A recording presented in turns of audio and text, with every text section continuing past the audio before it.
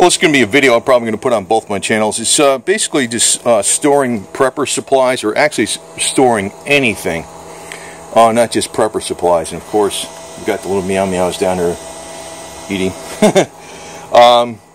What I like to do is, I like to put things also in plastic bins, and preferably the Rubbermaid rough totes, I think they're called, or something. I'll show you what the hell they are. But you can put them in any kind of plastic bins, or you can even keep them in cardboard boxes as long as they're covered in plastic. Now, one problem I always have is one thing I'll do like is if you're using, the Ziploc bags to put parts in, because you could see through them, okay, they're for food, but it's great if you're putting parts in. You can actually put automotive parts in there. It could be gun parts or whatever. It could be food items, like freeze-dried food items, herbs, things like that. It could be electronic components that maybe you upgrade it and the old electronic components are still good. It might be not a bad idea to even keep the old modems around, the old dial-up modems. Nobody's using them anymore, but you never know. One of these days you might need them for something. Or maybe you upgrade it, weather radios and CB radios and stuff. Keep the old one around. Keep it in a plastic. You got gallon size and you have quart size. But for really big items, what I like to do is I like to wrap everything up in saran wrap. And that's basically how, you get products from the store or retail markets or whatever, when they're already, they're bubble wrapped or something, or they're vacuum sealed in a bag. It's to keep them fresh. It's good, especially with metal products, and they don't rust. The other thing is, if you're keeping them in outside storage, you don't want insects to get into parts and moisture and different things like that. So if you bubble wrap it, and maybe if you want to spray a little bit of WD-40 down there before you bubble wrap it to keep the rust off, you can keep it as a preservative. That's a good idea. Now, if you got something really big, like this, this whole box is going to get wrapped up. Instead of using the black trash bags, because you can't see through them, and I know you can label them, I like using the clear trash bags. Most of them are not clear. Most of them are not clear. You got to find them. There's different sizes. This is a 30-gallon trash bag, so it's going to work. Pretty much large amounts of items can fit in there. Even if you put something in a cardboard box, like with a cardboard box, a lot of times bugs get at it. They eat, even if it gets a little bit damp, the termites eat it. If you got it all wrapped up in plastic like this, no problem. The other thing is, you want to label everything. I'm not done labeling this because it actually has the 4-barrel, the 2-barrel square bore adapter. That's going to go on here. That's going to go on top of this. It's going to be, you're going to be able to see this. This is going to be taped onto the top of the box, and it's going to have the clear plastic bag over it. Now, the other thing is I like to do is, I'll show you this. I like to put things in these, I think they're called Rubbermaid rough totes or something. I'm not sure what the exact name is, but I found that the Rubbermaid brand holds up a lot better than other brands, especially if the plastic is subjected to UV light. Some of the plastics I've seen where the top of the plastic, if it's in any kind of UV light, even if it's stored in a floor in a car, the plastic will disintegrate.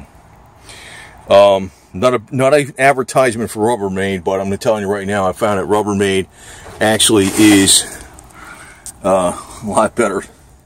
So that's actually what they are. This thing right here, it's some kind of Rubbermaid tote. Kept the label on this one, I guess. Action Pecker. Yeah, that's what it was. These things are pretty damn good. I've never had a problem with them. They got small ones, they got large ones, they got some large ones. The other thing I like to do sometimes is get these toolboxes, because they got these little compartments in them, and it's not just for tools. You can put prepper supplies in there and stuff, and you got the tray. I actually got some that I use for just gun parts, the gun cleaning stuff and all that kind of stuff.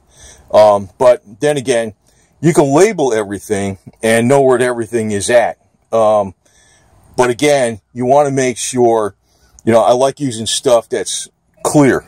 In other words, you can see what the hell's in it, more or less. Now, these aren't clear, but the thing is, I know what's in there, but a lot of times I don't like, you know, if you could put something inside these that's wrapped in plastic, could be the plastic bags, and if, you know, you want to make sure they're clear, because you could say, oh, you know, maybe it's separating items by what type it is. Maybe it's some bolts, maybe it's some electronic equipment, or whatever, some kind of special wire connectors, or whatever. So if you have them in a clear plastic bag and you got all these different items in there, you can look at them, they don't get all jumbled around, and it makes, in a way, it makes that bin like having a bunch of separate compartments, just by using the Ziploc bags. But again, the plastic stuff will degrade in UV light, except these action pack things, man. I've had one that was on the back of my El Camino, a large one I was using as a toolbox. The top of it got faded out, but the plastic never degraded. Now, actually, one way you can take the plastic and make it so it doesn't degrade, I know you could put like the UV Protectant 303 on there, but that only lasts so many months.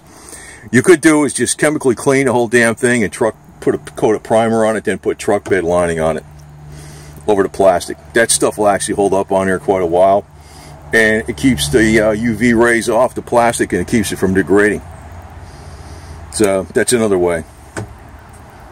Don't let this be limited to, you know, your imagination is your limits, basically. So in other words, yeah, this could be your standard prepper supplies. It could even be some extra optics you have that you don't really use that much because they're the old things and they're getting a little foggy, and you figure, oh, I'm going to put these away instead of throwing them away. You can put them in a plastic bag or something like that. And you could store them, and it could be, but it could be car parts, it could be electronic parts, it could be old cell phones that will still work. They could still work as cameras. It could be old communication equipment. It could be gun parts. It could be bullets. It could be herbs, like ginkgo biloba or something like that. You know, some kind of herbs. It could be coffee, for crying out loud. Anything like that that stores a long time.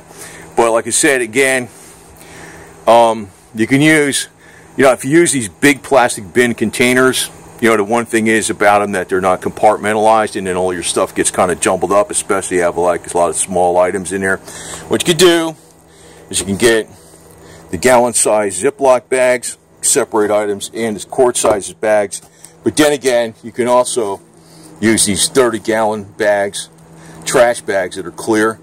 And they are pretty damn clear. I mean, you can see right through them. So, and then tape them down with clear tape, label everything, and they also have trash bags like this that are a little smaller, but you got to look for them, because I'd say about at least 95% of the trash bags out there, they're either black trash bags or they're white trash bags that you can't see through. Most of them are not clear, except the really small ones, and sometimes it pays to have these really big ones. You can also use these to put over something to keep the rain off of it, you know. It could be, you know, a jack or something that you got outside, jack stands, tire changing equipment, whatever. I mean, trash bags are good for that type of stuff. You put a big bungee cord around it to hold them down so they don't blow away. You know, they wrap around there. It keeps your stuff from rusting out.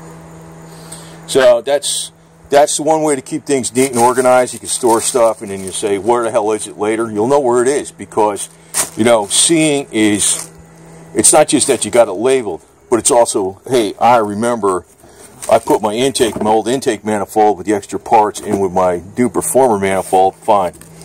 Or it could be anything. Like I said, it could be anything. It could be old knives or something that you don't use anymore. It could be old tools that you don't use anymore. It could be herbal remedies, you know, that you're just storing for the next 10 years, even though it's, you know, they lose their potency after a while, but they're not going to lose their potency as much if they're kept in an airtight environment and out of the light.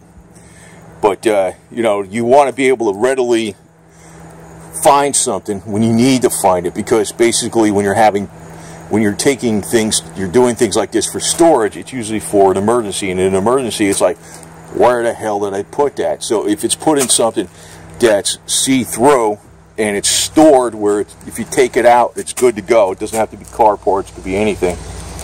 I mean, for crying out loud, it could be extra trays like that or something, cooking pans or whatever, you know, fire starting equipment, I don't know, extra set of drill bits or something that maybe, you know, you got extra, whatever, any kind of extra tools you got. Maybe you cleaned up some old rusty tools and you said, hey, you know, I don't want to use these as my regular tools. Or maybe you got some old tools that, you know, I bought some better stuff versus the Harbor Freight junk you had, and you decided to get something better.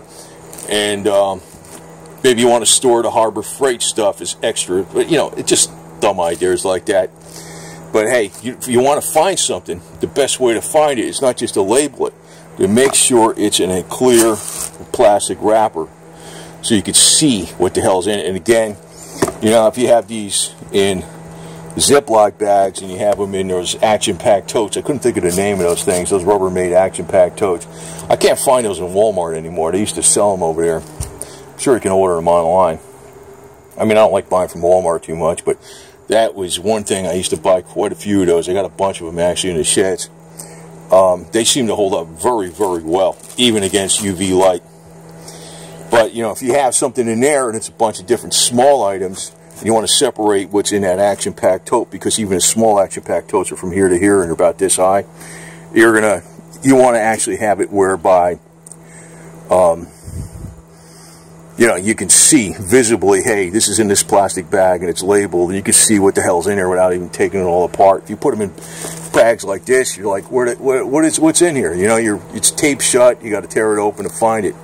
Use the clear plastic bags, not just for the Ziploc bags, but the big ones.